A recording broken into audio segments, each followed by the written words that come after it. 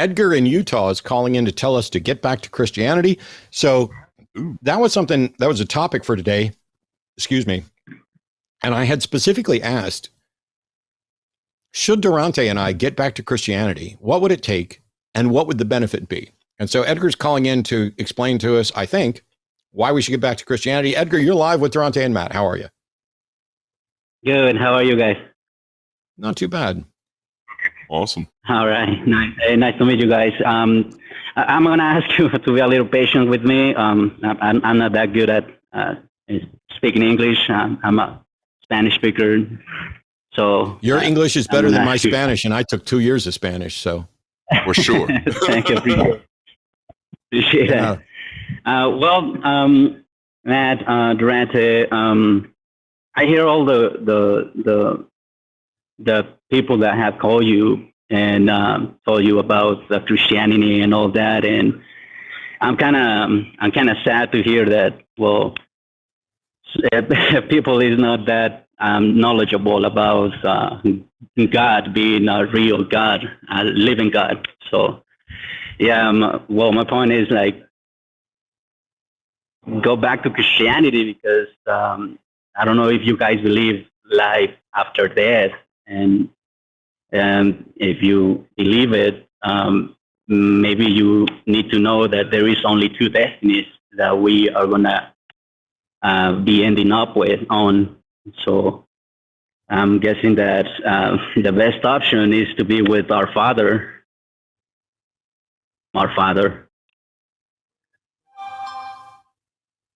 Edgar, do you have children? Yeah. Yeah. You love your children? Mm-hmm. Very much. You show up for them?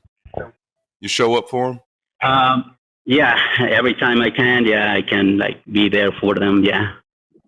I'm guessing you probably hug them in the morning, probably see them off to school. Definitely. Yeah. They're the love of my life. Yeah. The God you just called Father has not done that for 8 billion people. Well, in a sense, he is for me because, I have peace in me. I can tell him everything that I feel when I feel bad, when I feel worried, when I struggle on myself. I can tell him, and he comes down in a sense to me, comforts me, gives me the strength to keep on going. To that is beautiful. So he comes mm-hmm. down and he comforts you, but he won't come down and heal amputees. Well, the thing is that we, as humanity, we decided to be apart from him, and this is how do you call just hold on. I gotta catch you there before you go there. So you're basically mm-hmm. suggesting that anybody who God has not comforted, he has not comforted because they turned away from him. Am I understanding that properly? Yes. Mm-hmm. So then what about the babies with cancers and AIDS? What about them? Well, that is the thing that we need to understand, that God creates those kind of situations so humanity can stand together and fix the problem, because he gave us, we are made in his image, and at the same time we have his knowledge in a sense, not completely because we're still humans and he's a divine entity, but we have the knowledge. We already created cell phones. We are communicating this way because of technology. And let's talk about the spiritual stuff.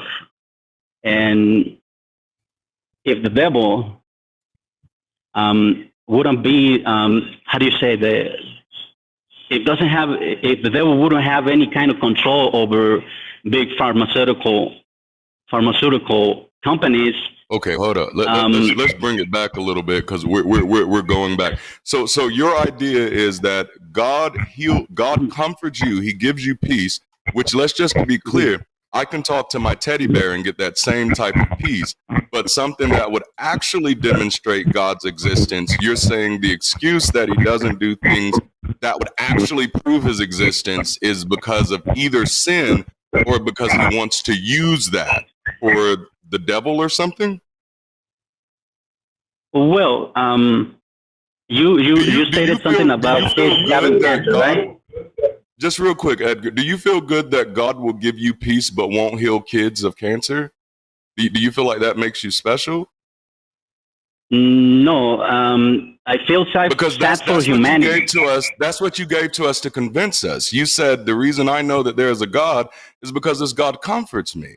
But you have to understand that we live in a reality where we know the same God that you claim is comforting you is not healing children who haven't done anything wrong. So why would that make me believe in a God where God will comfort you, which is easy, but will not heal children who did nothing wrong? And by your own admission, you as an adult, you could be a sinner for all I know. So why is God comforting this sinner and not doing anything for these children who are dying? And just to be clear, God has healed no children of cancer. Well, so why you does don't God know find you that. why does God find your comfort more important than the lives of those children? Can you tell me how that's a good father? I trust So in you him. would I only give be my a life good father to your children if they trust you? Yeah, because they said the word says that. The word says Edgar, that. You're telling me if your children didn't trust you, you'd stop being a good father to them. He gave the right to be his children if we accept Jesus. So if the father of this kid that is having cancer trusts in him with all his heart, with all his soul, with all his strength, he can get a miracle from God. First of all, but at the end of the day, it's Edgar, yeah. Is it possible for someone to trust God with all their heart and all their strength, everything? Is it possible? And if they don't, if they come up with only 99% of all their heart, does that mean they're not going to get a miracle? Oh, no. What I meant is that everything is under God's will because, so God's going to do whatever he's going to do. So it's pointless to ask God for a miracle because he'll either do it or he won't, whether you ask or not, right? No, because as a father, if my daughter asks me for something, I'll be more than happy to give it to her. And I like that. Why isn't God feeding the people who are starving and begging him for food every day? We go back to the first point about the kids with cancer. It's because of humanity. He creates this kind of a scenario. Are you saying that humanity is more powerful than God? God can't feed the hungry because we're more powerful than him? No, humanity is capable of creating the right scenario for people that is struggling all over the world. Yeah, but that's not what I asked. I asked why God isn't healing the people, why God isn't feeding the people who are begging him for food. If your kids were begging you, Edgar, wait. If your kids were begging you for food, would you tell them you guys can sort it out yourself? No, I will work. No, so that's why we're asking you, why does God do that? Because he gave us the ability, he gave the humanity. Why are you a better father than God? Yes. No, not at all. No, I'm not a better father than God. You know why? Because nobody's ever seen a God. Nobody's ever interacted with God. Nobody's ever demonstrated that a God's ever done anything. God's never healed an amputee. God's never fed anybody. God couldn't give me a hangnail or cure a hangnail. And God doesn't demonstrate at any point that he cares about anyone or that he exists at all. By definition, you are a better father than God. Well, like I said, if you let me finish. Oh, fuck you. Like I said. I've been sitting here quiet, letting you talk. How dare you? When I throw in just one little soliloquy, you're just going to be, if you let me finish. That's pretty fucked, Edgar. I think you should apologize for that myself. No. Look, humanity has fallen away from God because... Edgar, I think you should apologize for that. we prefer to go into the darkness instead of going to the light. Edgar, I think you should apologize for that.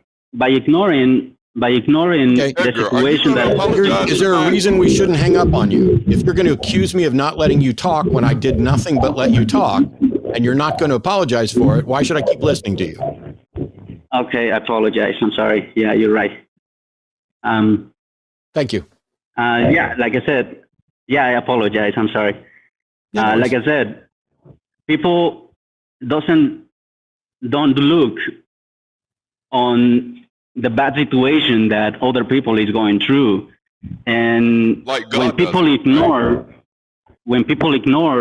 the situation that other people is going through, darkness grows and grows and keeps Okay, hold going. on. Edgar, I have to And call that's this why- out because, Edgar, remember, you're interrupting. you're defending why God ignores. And you're Now you're literally saying that when people ignore, it creates darkness. But God ignores to get people to do it. So now, if you were to use that same standard that you're using against people, saying that when people ignore the sufferings of people, it is wrong, why can't you realize that that would also mean that if God is ignoring the standards of people, especially if you believe that this particular God is a father, albeit absent, how do you believe that is a good standard? That if this God is not answering his people, is not being with his people, is not showing up, that he's doing the right thing. But then if people are following his example, you're literally saying if people follow God's example and ignore the sufferings of other people, then they're wrong. Which is, you're still stating this thing that our job is to be better than God. Like that is I'm gonna really unmute odd, you, Edgar. I muted you while this is going on, Edgar, because we can hear the show in the background. I need you to turn the show off in the background because it's coming back through the phone. But please. Yeah, he's not ignoring us. He's there for us all the time. He's Prove it. He's there not there always. for the cancer babies. Every time. We just talked to that. He's not healing the amputees. Yeah, He's but only like I there said, for people. let me do He's an only there to imaginary help people scenario. find their keys.